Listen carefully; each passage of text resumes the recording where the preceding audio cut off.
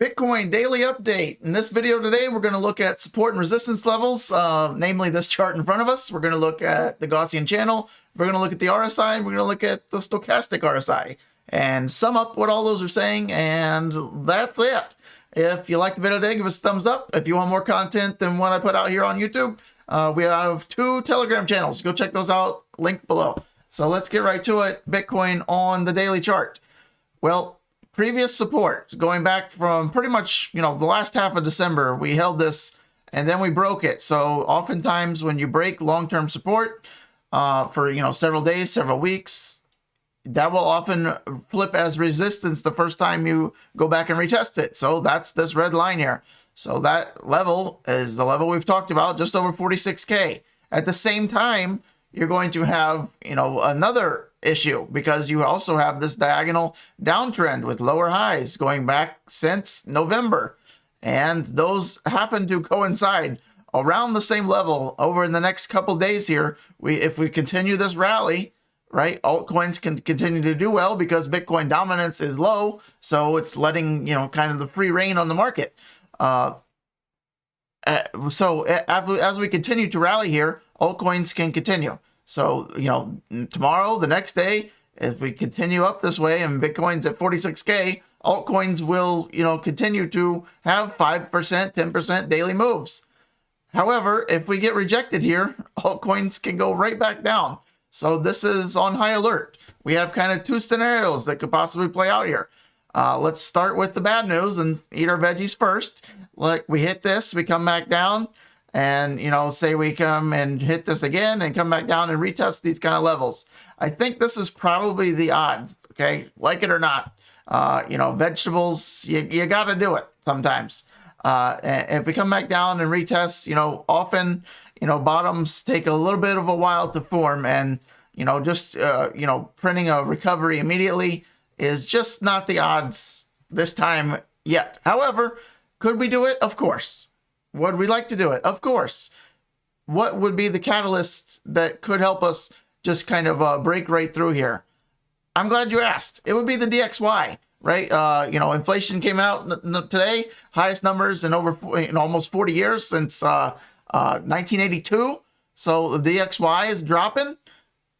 Crypto could be popping. Sorry. All right, so for those numbers, if the DXY continues to drop, then maybe we get through here. If we break through here initially, get up to like 47, 48K, and then we have a pullback, kind of these local tops up in here, then we just want to simply hold this line, right? And then we can maybe just dilly-dally and then make a little bit of higher high here. And then what we want to do is focus on these tops here, right? So this line will be the bigger picture. If we can break this, then we're likely over our 21-week EMA again, our 20-week SMA. We're out of we're going to look at the Gaussian channel. It would be just very bigly if we see Bitcoin, closing over these tops in more ways than one. So if you want to turn macro bullish and, the bottom is in sort of thing, this is the level that we need to take over. It's not just these tops. It's on several different charts. And this would be very bigly. Okay, so watch that. We'll look at that over the next handful of days. Okay, so let's remove all the crayons. And, right, this is the 5-day Gaussian channel. So we've been looking at this. We closed 1 under, 2 under. We want 3 to at least give us the test back of this 45K level median line. We need to get above here, right? We need to get out of the bottom level. And note, we said yesterday, 1 red candle, 2 red candles, and then back up. 1 red candle under, 2 red candles under, then hopefully back up. I would love to repeat something like this. I'm sure you would too. Okay, so what else we got? The Bitcoin RSI, right? Lower highs. You saw that downtrend. We need to break out of that. Okay, we're coming up to resistance again on this downtrend. So not only do we need to break out a little bit, let's take out this high first, right? Let's take that out. 44 on the RSI. Maybe we get a test of that in the next day or two, and then step 2, the bigger one, is break out of this. If we do that, that would be great because that would be what? We would reverse this trend. This downtrend would be reversed if we take out this high right here, right? So that's around that 50, 51 level. So if we come back up and, kind of do something like this going into, the latter part of January, that would be great. And this downtrend hopefully could be B break grammar, and then we break to the upside, and happily ever after. There we go. So that's ideal scenario right there. The stochastic RSI, so our momentum, we're still down in zero momentum land. Okay, so what we want to have happen is a simple break up to the upside, just like this right here. This is what we're looking for. Yeah, unfortunately, we can stay down here for a while. You see this? So we don't want to just dilly-dally around here. Note, this is a weekly scale. So look at the time frame down here. We're like February, March. Could we stay down here? Obviously, yes. Look at this time period. That was a long time, right? Do we want to? Of course not. We want to just bounce up here, get a blue bounce, and go back up. There's your ideal scenario. That couldn't get much better than this, right? Similar to right here. Right, that is ideal, man. That was back in the July bottom, right? Remember, we capitulated in July, and then, massive recovery. So that's ideal scenario for Bitcoin.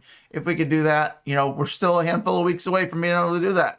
But maybe towards the end of January, if we continue our momentum up, get up to 46K, take that out, 50K. Yeah, this becomes more likely. Okay, so we'll cover this every day, day to day.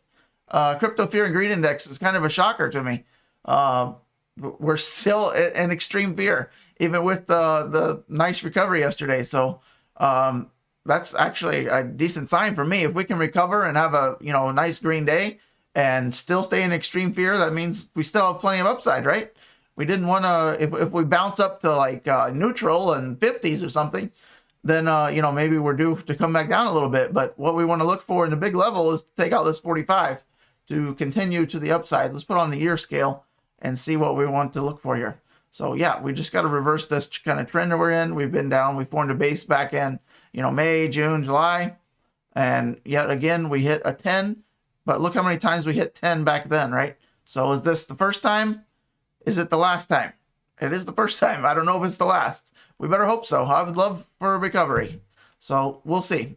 Quote of the day. Not life, but good life is to be cheaply valued. So crates. If you don't get the reference, it's from Bill and Ted's Excellent Adventure. Get real. All right, car of the day. Ford GT. The best American supercar, I must say, to ever be produced. I'm going to go out on a limb there. I mean, that's pretty cool architecture.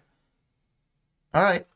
That's it. I got a couple of these. I should have brought out the other colors. I got what do I got over there? I got a white one, I got a blue one, I got an orange one, and I got the Golf edition. So it's like the baby blue and the orange. One of you may know what that is. All right, that's it. Ford GT, car of the day. I'll see you on the next video. That's it.